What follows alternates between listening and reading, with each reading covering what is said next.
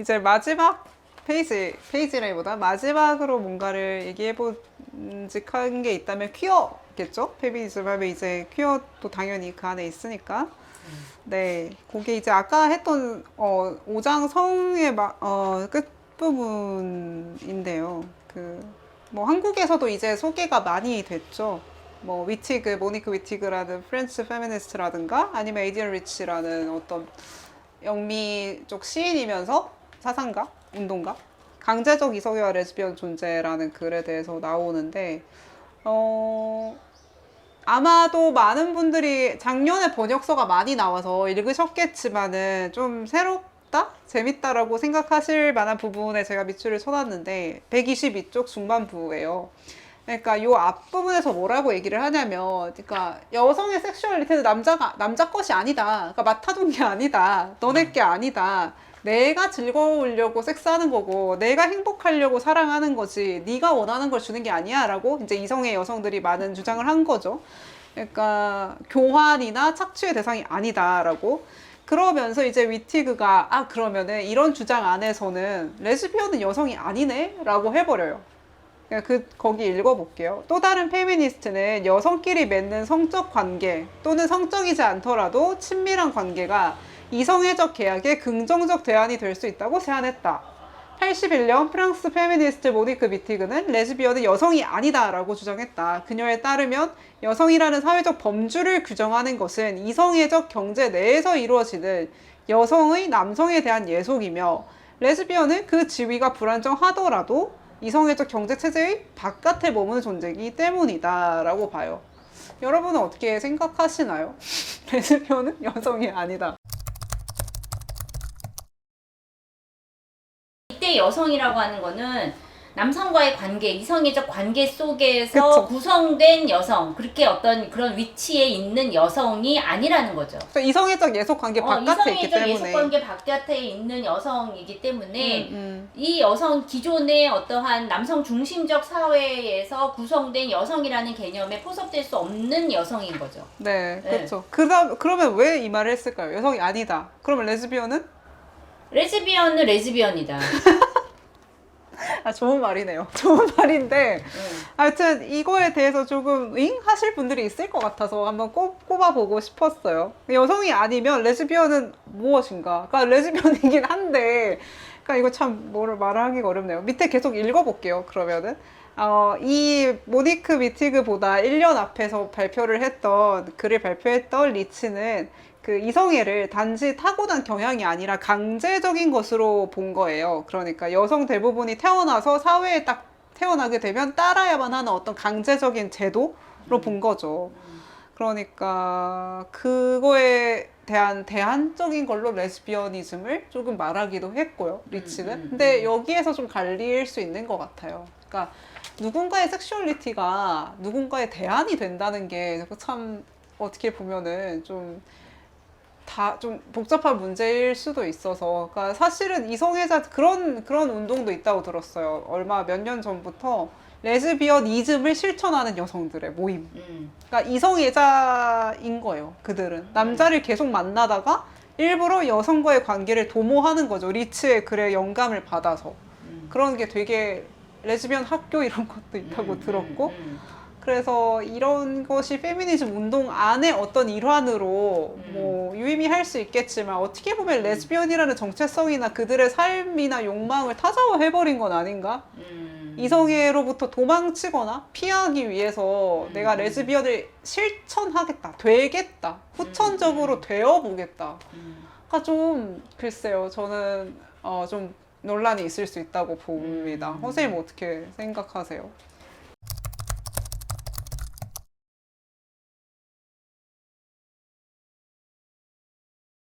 근데 이제 일단 이 강제적 이성애주의에 대한 얘기는 70년대의 레디컬 페미니즘에서 그러니까 사실은 이 사람들은 그러한 이 이성애적 관계와 그 다음에 이 성폭력과 그 다음에 또 뭐지? 아무튼 결혼제도. 그게 다 다르지 않다. 정도의 차이가 있을 뿐이지. 그렇게 얘기를 하거든요. 그러니까는 사실은 어쨌든 우리는 당연히 어떤 남성을 사랑의 대상으로 이성을 사랑의 대상으로 여성의 경우에 이성을 사랑의 대상으로 선택해야 된다라고 하는 그 이성애적 관계라고 하는 것들이 사실은 이제 강제된 것이다라는 게 꼭 레즈비언이즘의 맥락이 아니라고 하더라도 그 레디컬 페미니즘 안에서도 이제 그 반포르노 운동하면서 그 포르노에서 이제 여성의 어떤 자발적 욕망이라고 하는 거, 이성의 남성에 대한 자발적 욕망이라고 하는 것도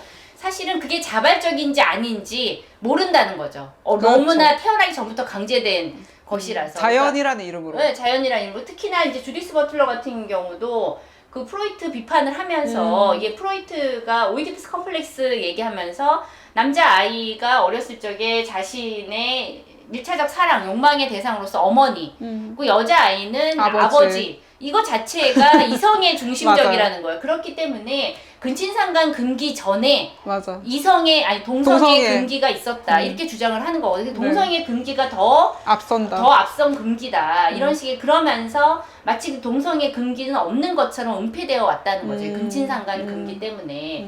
근데 이제 그런 얘기들을 보더라도 이게 그런 레즈비언이냐 아니냐 이런 걸 떠나서 이 자체는 이성의 중심주의 그리고 여성을 남성의 성적 파트너로 그 파트너에 적합한 어떤 존재로서 상상하는 그러한 어떠한 그 이 구조적인 시선 그런 것들을 해체하는 그렇죠. 것이 맞서는 필요하다라는 맥락에서 나온 것 같아요. 그러니까 사실 처음에 페미니즘이라고 하는 것도 이게 인간이라고 이게 올랭드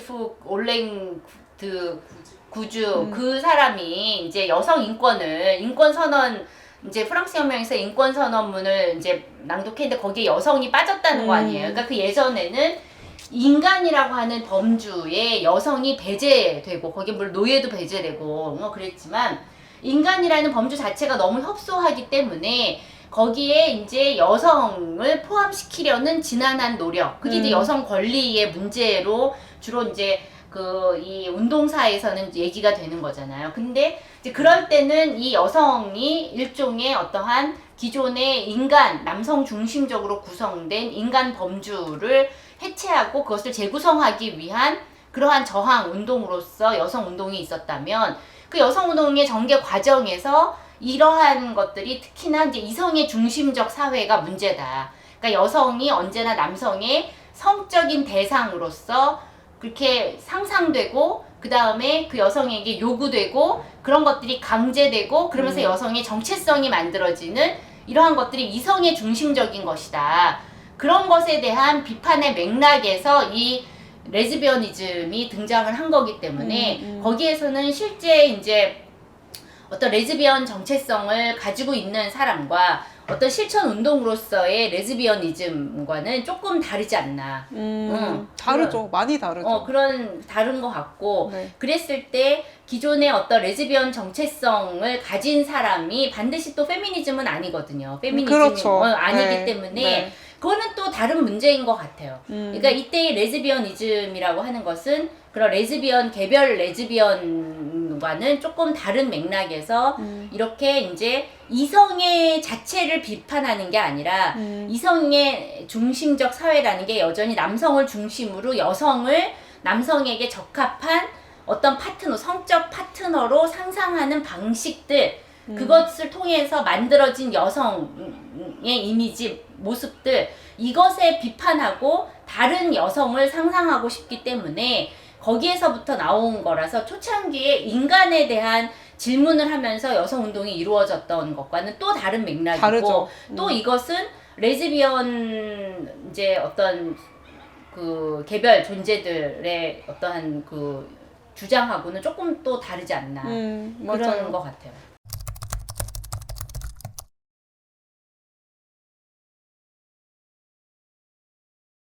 그 맥락은 너무나 이해가 가지만 그런 실천들이 그러니까 이런 거예요.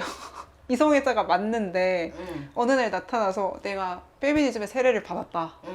리치의 이 글을 읽고 각성을 했다. 오늘부터 레즈비언이다. 이러고 여자친구 소개해 줄게 라고 나타난 누군가를 마주했을 때 그 당혹스러움. 그거를 어떻게 그냥 그래 그러고 살아라고 하면은 상관없겠지만 너의 삶이구나. 근데 이 친구와 굉장히 긴밀한 관계를 맺고 있고 나랑 유대 관계가 있는데 이 사람의 정체화를 얼만큼 제가 수용을 할 수 있을까? 물론 정체성은 타인에 의해서 인정되는 것은 전적으로 그런 건 아니지만 근데 일단은 친한 사람과 잘 진실한 관계를 맺으려면 이해가 필요하잖아요. 근데 분명히 이 친구는 이성애자인 것 같은데 왜 자꾸 애써서 여자를 만나려고 할까 했을 때 그 상대 여성이 진짜 괜찮을까? 뭐라던가 도구화 된다는 느낌을 지울 수가 없어요, 사실은. 그러니까 저는 또 그런 생각도 들어요. 이게 페미니즘도 어떤 순간에 셀럽화되고 힙한 사람들, 힙한 나는 페미니스트다라고. 너무 좋은데 언제부터 우리 힙했죠? 뭐 그런 식의 일종의 트위터에서 자기는 이제 페미니스트 그 카테고리 안에 넣는 게 왜냐면은 뭐 엠마 왓슨 그런 애들이 막 페미니스트로서 자기 정체성 선언을 하고 그러니까 뭔가 이제 어떤 셀럽들의 또 그런 움직임들이 있으니까 뭔가 이게 젊은 여성들한테는 이게 힙한 어떤 것으로 받아들여지기도 아이콘. 하고 어떤 시기에는 또 그리고 레즈비언이즘도 이게 일종의 거기서 한 발 더 나가면 뭔가 레즈비언 정도는 돼야 되지 않을까. 여기서 머물지 않고 난 똑같은 페미니스트 아니야. 나는 너희들과는 다른 페미니스트야. 그래, 고로 나는 레즈비언. 뭐 이런 식으로 그게 일종의 하나의 어떠한 유행 옷을 입는 것처럼 트렌디한 담론으로서 레즈비언이즘을 실천하는 사람도 있겠죠. 근데 그 과정에서 정체성이라고 하는 것은 고정되는 것도 아니고 그리고 이제 계속 그 과정에서 나는 정말 이성애자구나. 더 알게 돼요. 이성애자 굴레를 벗어날 수 없구나라는 걸 깨달을 수도 있는 거고 거기서 또 새롭게 커밍아웃을 할 수도 있는 거고 그리고 사실 어떤 커밍아웃이라는 것 자체가 자기가 레즈비언이라고 해서 자기가 레즈비언이 되는 게 아니라 커밍아웃을 했을 때 그 자기의 그러한 어떤 자기에 대한 인식론적 변화가 이게 다른 사람과 공명하는 게 중요하거든요. 이게 벽장 속에서만 나는 어떤 존재다라는 게 아니라 그것을 벽장 문을 열고 나와서 나누는 거죠. 다른 존재들에게 이야기했을 때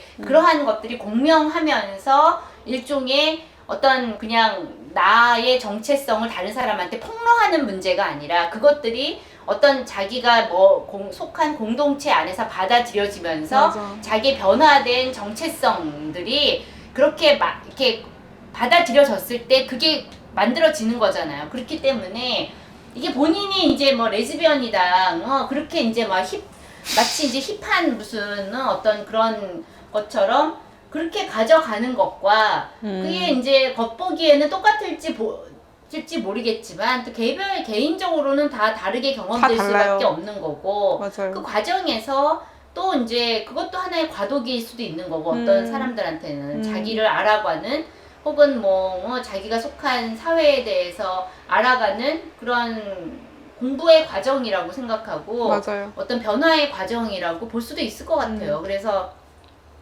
레즈비언이다, 너는 아니다, 이런 게 뭐 레즈비언 그런가 보다 하면 되는 거죠. 그런가 보다가 중요한 일단 스탠스인 걸로. 그냥 어떡하겠어요. 본인이 그렇게 얘기를 하면은 그런갑다. 근데 이제 뭐 지나고 보면은 또 아닌갑다. 그러면은 아닌갑다. 근데 이게 진짜 맞는 게 엘렌 페이지가 처음에는 레즈비언 부츠로 커밍아웃을 했었잖아요. 그러다 몇 년 뒤에 이제 난 트랜스젠더다. 나는 FTM이다라고 했잖아요.